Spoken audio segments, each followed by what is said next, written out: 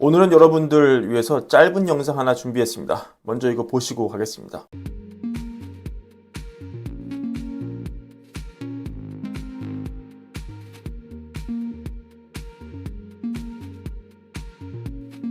자, 인성은 얼마 전 옵티머스 X에 올라온 테슬라 휴머노이드 옵티머스 최신 영상인데요. 아마 보신 분도 계실 거라 생각합니다. 보시면 지금 이 로봇이 이 배터리 셀을 소팅하는 작업을 하고 있거든요. 생각보다 굉장히 정밀한 작업을 하고 있는 것이죠. 굉장히 기술력이 빨리 올라온 걸 볼 수가 있습니다. 얼마 전 버크셔 해서웨이 주총이 있었습니다. 저희 브랜베어 시간통에서 전해드렸는데 워런 버핏이 테슬라를 언급한 바가 있습니다. 물론 이 로봇 관련한 내용은 아니었지만 테슬라의 FSD에 관한 내용이었는데요. 이런 거였습니다.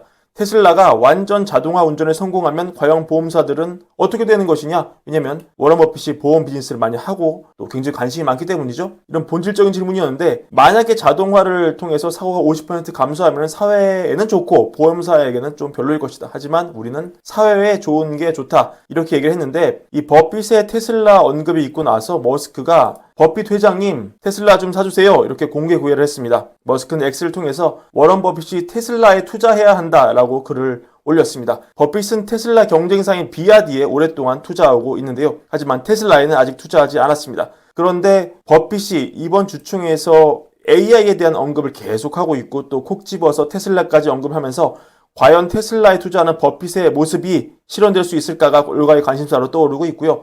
지난해 초에도 머스크는 X를 통해서 버핏에게 테슬라에 투자하라고 공개 구원을 또 한 바 있습니다. 그때 머스크는 과거 얘기를 합니다. 고인이 된 찰리 멍거와의 인연도 소개를 하는데요. 2008년 때 이 멍거와 점심을 먹으면서 테슬라에 2억 달러 투자를 논의했지만 불발되었다. 당시 멍거는 테슬라 대신 비아디에 투자해서 상당한 이익을 보면서 지분 일부를 지금 매각을 해서 수익을 굉장히 많이 봤죠. 여전히 버크셔는 비아디의 주요 주주로 남아 있습니다. 멍거는 살아계실 때, 생존해 계실 때 작년 초였습니다. 왜 자기가 그렇게 했는지 설명을 하기도 했는데 테슬라보다 비아디의 장래가 좋아 보였다. 테슬라는 중국에서 가격을 내렸지만 비아디는 가격을 올렸다 이렇게 설명하기도 했는데요. 이번에 과연 멍거 사후에 테슬라와 버크셔와의 인연이 이어질지 관심이 집중되고 있습니다. 자, 흥미 위주로 가져와 봤던 테슬라 얘기 여기까지 하도록 하고요.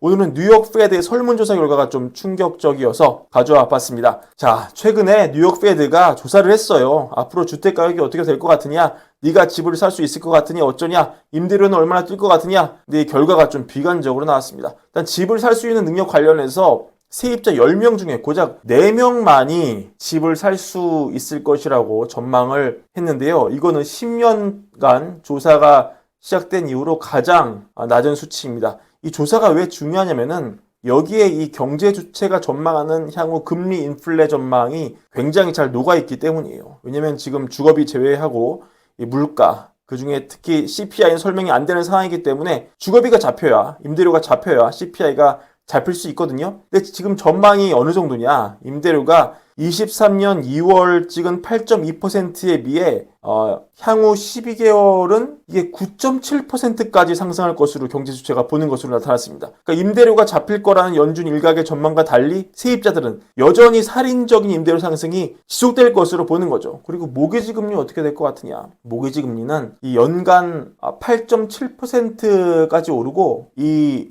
3년 후에는 9.7까지 오를 것으로 그렇게 예상하고 있습니다. 이 두 가지 모두 시리즈 하이, 그러니까 사상 최고치인데요. 이 수준이 맞는다면은 90년대 초 이후에 가장 높은 금리가 될 것으로 뉴욕 연은은 분석하고 있습니다.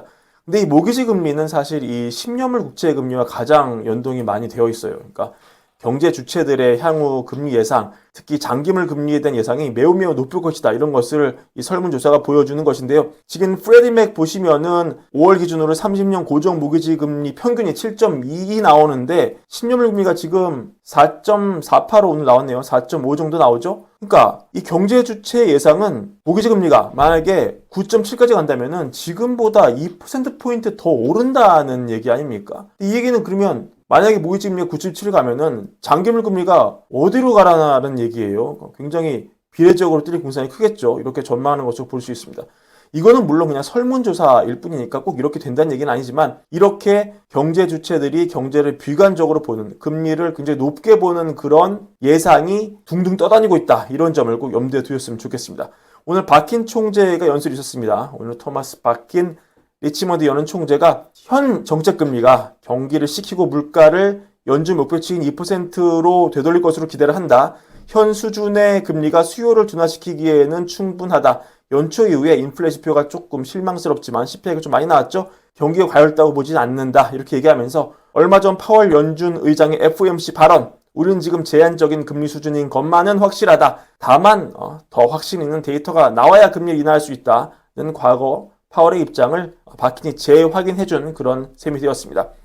과거 그 브랜베어 영상에서 중국 조선업을 견제하는 미국 덕분에 한국 조선업이 반사이익을 얻지 않을까 그런 관점을 소개해드린 바 있는데 이번에 FT가 휴일 동안에 관련 기사 내놨습니다. 미국 무역 대표부가 지난달부터 무역법 301조 가동을 하려고 하고 있는데 이 내용이 이겁니다. 그러니까 미국 항구에 입항하는 국산 선박에 메이드 인 차이나 선박에 관세를 부과하는 게 핵심 내용인데요. 원래 이 조치는 이게 미국의 선박 산업을 지원하기 위한 그런 의도가 담겨 있지만 지금 미국의 조선업 비중이 1%도 안 되기 때문에 FT가 분석하기로 그럴 가능성이 희박하다. 그래서 FT에 따르면은 이 한국 그리고 일본이 반사이익을 얻지 않겠느냐 이런 분석을 내놓고 있는 것입니다. 그래서 FT에 따르면은 이 중국과 그 자회사들이 주축인 중국의 조선업 체들이 작년 기준으로 점유율을 46% 찍었는데 한국이 41%로 2등이었다. 근데 1분기 기준만 보니까 한국 업체의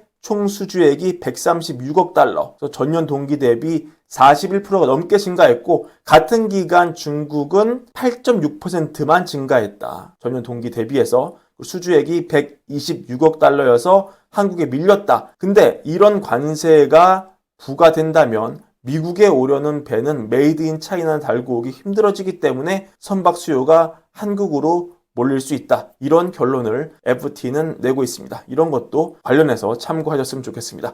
자, 오늘 브랜베어 준비한 영상은 여기까지고요. 월걸부 사랑 부탁드리고 월걸부 구독과 좋아요도 늘 한결같은 마음으로 부탁드립니다. 감사합니다.